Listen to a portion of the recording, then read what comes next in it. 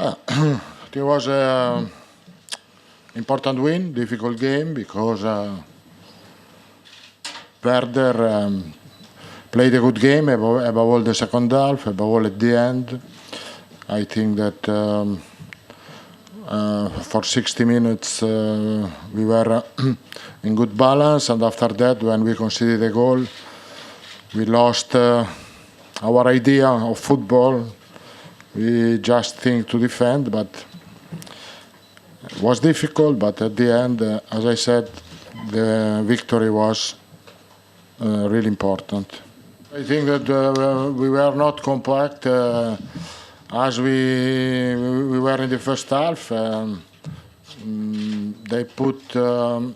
Werder put more player between our lines, and we had more difficult in this sense. For this reason, after 20 minutes to the end, I changed. I tried to put 3 midfielders to cover well the space between our lines.